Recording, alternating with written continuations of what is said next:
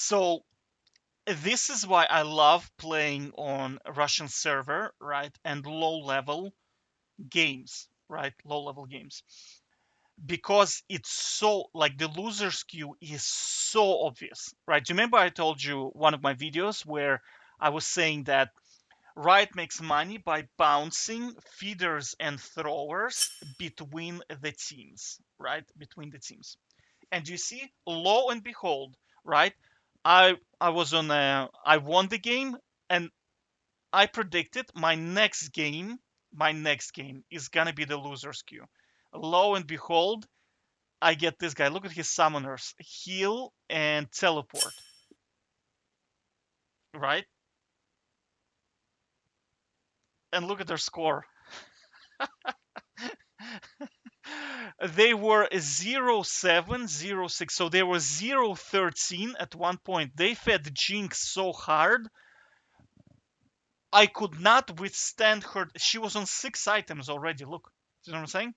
I was on one, two, three, four. I was on four. She was on 6 items. She was finishing her 6 item, and she didn't go back. They fed so hard. The only decent player we had was this guy here. He was like, okay. This guy was completely trolling. Trolling. I don't know what he was doing, but he was just trolling, right? I mean, look at his build. Like, what the fuck is this, right? Normally, what do you build on Master Yi? Normally, right? You go with this item, and then you go, I think, with Bork. But I mean, it doesn't matter. The build is actually not that bad. Not that bad, because you can do this build on Master Yi with this setup, right? But he got caught so many times, it was ridiculous. This guy was dying all the time, just all the time. On the map, just instant deaths. Doesn't matter, right? And again, you see, how did I know? How did I know I was in a loser's queue? By about ninth minute, I was thinking to myself, Jesus Christ, it's gonna be me against the whole world, right? Honestly, I have to admit, this guy was not very good. This guy was just outrageously bad, right? He was 0-5 against him, but I mean, he let me farm and did zero harass. I had like, I don't know, this game I had a lot, like 500 stacks, I think 19 or 20 minutes. So I mean, I was like a beast mode. Do you know what I mean? Like beast mode. But I mean, if Jinx was not so fed, uh,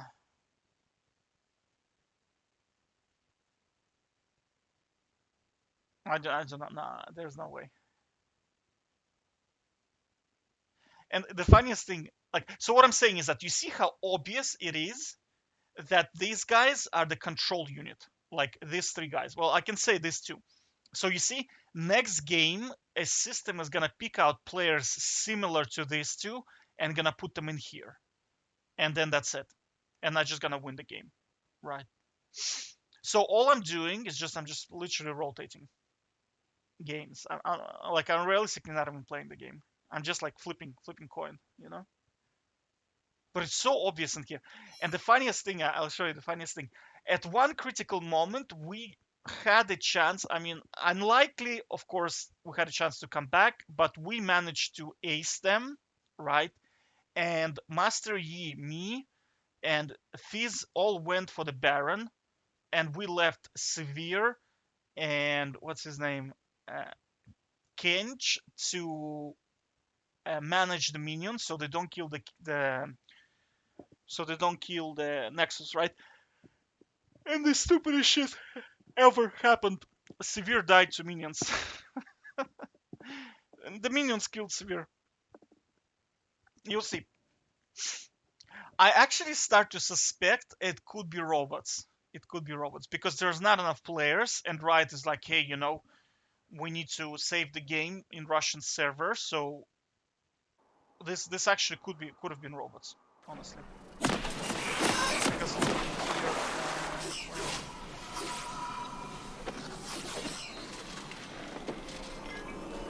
she was for sure alive. Yeah, so we basically destroy them, right?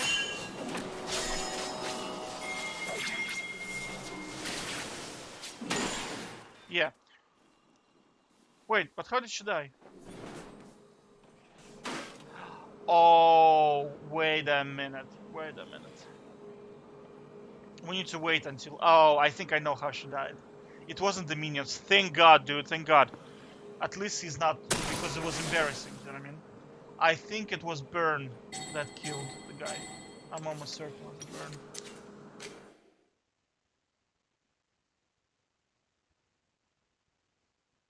I don't know. Was this Baron call viable? But I mean, that was our only hope, honestly. No. No.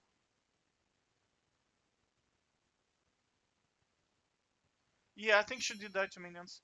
Because normally there's this... there's item that executes when you're below 5% health or something like that. So...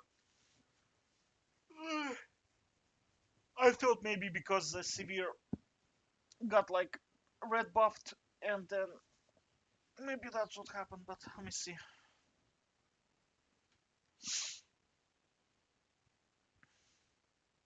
Because we were assuming that Tom Kinch and Severe were capable of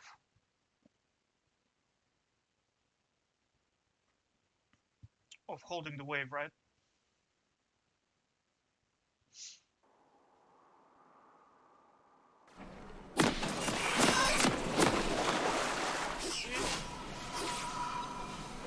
Yeah, okay, so, alright, so there was a big fight here.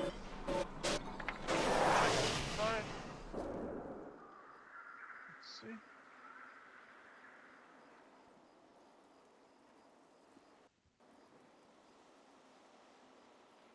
Okay. There's a gigantic fight in here, right? So Severe, how did she die?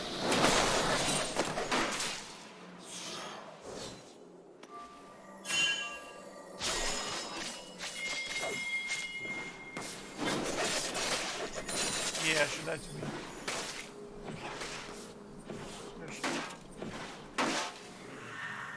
Yeah, she died because she walked into the minion wave, right? I think that's what happened. Yeah, yeah, yeah. She just walked into the minion wave and died.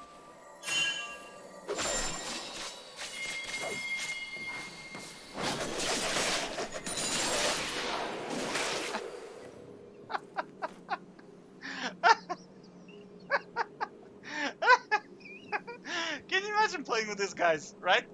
That's what I'm saying. Is do you see how obvious it is? If these guys that are controlling the win rate of teams, right? Do you see like what I'm saying is throwers and feeders? They are the control unit of League of Legends, right? So they're saying like it was some kind of post by people like, yeah, you need to punish the trollers, punish the feeders. Dude, that's how Riot is making money. All right, they need to control your win-loss rate, so they minimize the churn. Right, this is what the article is. Engagement optimized matchmaking is all about. If they can control the outcome of the game, they can control your engagement with the game, right? Because if they balance the game correctly, right, if they get rid of all those feeders and I don't know, put them into iron, so they never win, you know, like, because they're not supposed to be here. You have to understand this guy's not supposed to be here, right?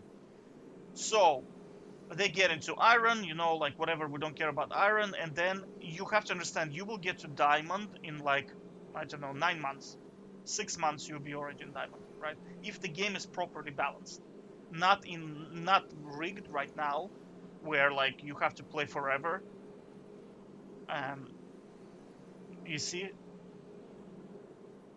you're just gonna reach your level and you're gonna move on. You know what I mean? But this is what keeps you coming back, like this curiosity whether you're gonna win the game or not. You know, it's kind of like casinos, right? Casinos. That's how they make money. I mean, what about? Is there anything interesting about card games? Is there anything interesting about throwing a dice and seeing how it's going to land? The game by itself is not fun.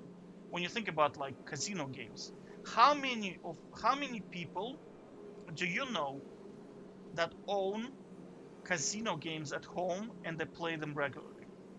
whether it's roulette, whether it's some kind of I don't know. There's like the thing in slots or something. I don't know what they're called.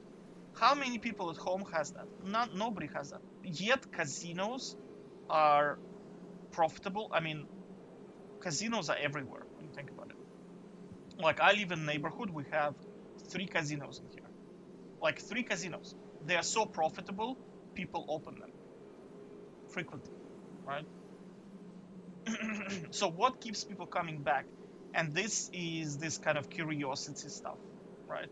So these are the guys that actually make the money for League of Legends. Like I'm not the guy who's making money for the League of Legends because I'm a consistent, stable player.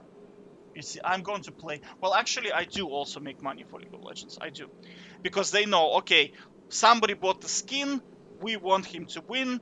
We're gonna put me on in the top lane, and he's gonna do his thing, which I always do. Which I'm gonna go like 5-0, whatever. I have good farm. I'm gonna have good stacks. Like I'll be an asset to the team, right? So they know, okay, if we want somebody to win, we can take this guy here, right, support, and put 4 of me in here, and then we can take this severe and put 5 severes in here. This will not even be a game.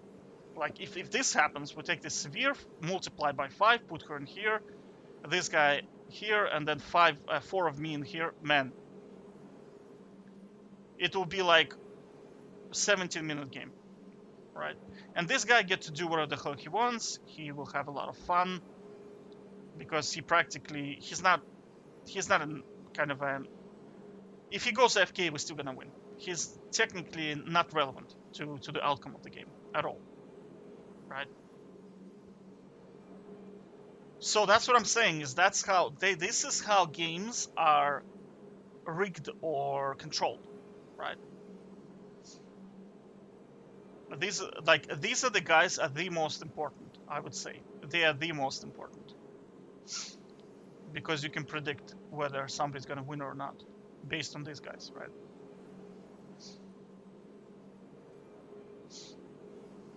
Because you see, if you take 5 of me on each team, then the game it's gonna be like LCS. It's gonna become very farm heavy, and then whoever makes a mistake pretty much loses the game. Because that's how I play 1-on-1. You know, when like I have like 90, I'm close to 97% win rate right now. If the guy makes a mistake, it's game over. That's it. There's no coming back, right? Because I will play champions that are snowbally, right? And champions that are good at controlling the lane, good at punishing a person for a mistake, right? Like Tryndamere, for example, is one of those champions. In 1-on-1, overpowered. Absolutely. Nasus in Summoner's Rift, I believe he is overpowered. Because he does so much damage. It's crazy, right? I know he has lack of mobility, but that's only a problem when the enemy team, like Jinx, is fed and you simply cannot tank anything, right? Because she just bursts you so quickly. If we were on equal items, this Jinx would not be a problem for me, right? In fact, nobody on their team would be a threat in any shape or form. But this is matchmaking. But again, I have to stress how I love playing low elo and Russian server, right? Because in here, winners and losers queue is so obvious. It's the same as playing kind of low level games, right? When you're like level 4, your account is level 4, right? You play the game, it's so obvious, the winners and losers queue. Because what happens is you start the game, 5 players that know what they're doing are on enemy team, and complete beginners who do not even know how to buy items are on your team, right? So this is losers queue, right? Then boom, you lose a couple of times, and then the switch happens, and now you look at your team, you look at the enemy team, and you realize now the rookies who do not know how to build the items are on the enemy team, right? And that's it. So that's what I'm saying. If you want to see the system in action, like how it works. Just go like create a new account and start observing and watch how the system rotates players, right? Just watch, and you'll see it's so obvious. It's so obvious. All right. But again, if you want to play for skill, where actually kind of you are in control of the game and you want to see how good you are, I would highly recommend playing one-on-one. I'd highly recommend one-on-one. Because in one-on-one, you don't have the matchmaking. Because you see, you cannot claim that you're winning the games in League of Legends because they're rigged. Do you understand? Because, I mean, if somebody puts this guy against me, top lane, and then these two are gonna be bot lane against this. I mean, how can you claim that you won the game? These guys are so bad. You're just punching punch bags. Do you know what I mean? They offer no resistance, and that's what I'm saying. It's like somebody's just rigging the system for you to win or lose, right? And it's not like you're, like I said before, it's not like you're playing well that you're winning the game. It's because you are against feeders, right? And you're destined to win the game. You're just destined to win it, right? Another alternative I was thinking about is playing to lose, right? Playing to lose. Because losing the game is within your control, right? Because you can throw so hard that like it becomes impossible to win the game, right?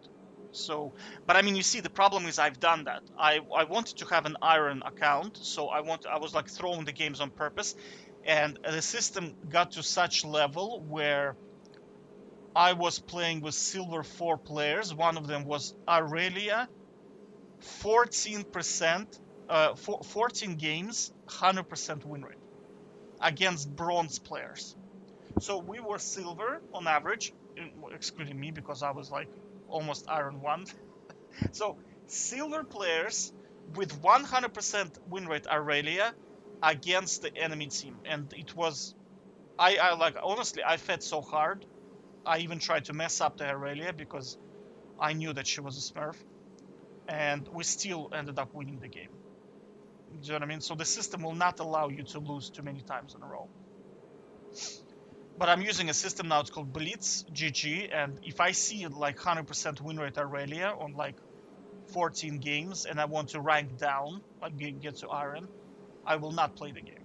I'll just dodge, right? Because it's obvious that you're just being, it's rigged so hard that you're gonna win the game even if you just sit there and watch series while the game is going. Do you know what I mean? So there you go. But I mean, ultimately, if you're asking the question, does rank matter in League of Legends? And the answer is no. It makes no difference, right? Because you can achieve rank by playing a lot of games. For example, I did a video on this. There was a girl. Actually, she's on Russian server, and her gameplay is like, I would not say higher than silver player, but she consistently made to diamond because she was playing. Well, she is playing even now. Like she's playing like 4,000 games per season. Do you know what I mean? So even though her win rate is like 48%, she's still slowly climbing because the system rewards it, right? The system rewards it. And again, you have to factor in how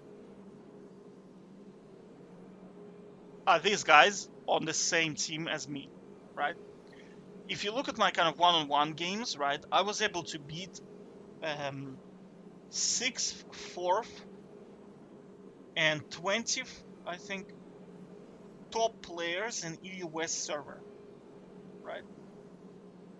So my laning is so good that I can beat top 4th player in the on the server, right? If you look at my KDA, I'm always good, right? So how are we in the same lobby as these two guys, right? And the answer is because the rank doesn't matter, right? The rank doesn't matter. Because the rank cannot, like I also play against like a lot of platinum diamond players in one-on-one, and I have to say I don't notice a big difference between say like gold players and platinum and diamond players. I don't notice a lot of difference. So the question is, how do you rank up? You need to play a lot of games. That's one way to rank up, right? But I mean, it's a time waste. Second way to rank up, of course, you have to become better at the game,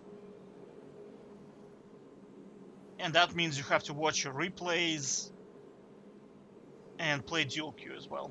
You have to play dual queue. But I mean, ultimately, you see, why I discourage stuff like that is because why I discourage ranking up on League of Legends, because it's not efficient, right? Fighting the system is not efficient. Like statistically speaking, it's so inefficient. You're gonna be like the only people that you see that are ranking up really well consistently are people who play it full time, right? And you have to understand that those people in real life, they're not very successful, okay? Like they're good at I know they're good at like League of Legends, they're like masters, whatever, right? But you have to understand, in real life, they're probably working in McDonald's, right? So my question to you is, do you want to be like a masters League of Legends player working in McDonald's, or do you want to be a guy who kind of doesn't take the game seriously and some kind of like director earning 150,000 euro per year salary, right? I'd rather go with 150,000 per year salary, right? Because to me, this like I know the system is rigged, right? So, and that little badge that says, "Oh, you're a master player," is meaningless, right? It has no meaning. Now, I probably would have maybe had a different opinion if the system was not rigged so hard, right? Where you could literally, like StarCraft, for example, right? In StarCraft, high respect to Grandmaster players, right? Because the system is not rigged, and like to get to Grandmaster level, you really have to beat other Grandmaster players, right? Who are performing most of the time, right? Whereas in here, like you could be matched. I know, like on paper, they're also Grandmaster, but they could be going through a tilting session, right, where they're just playing horrible, and you're gonna be placed against them, right? Of course, you're gonna win because they're not performing optimally, right? So yeah, but the purpose of this video is just to show you that the winners and losers queue is real, and you can obviously see it in here, right? So for example, my prediction next game is probably gonna be winner's queue, most likely. All right, take care.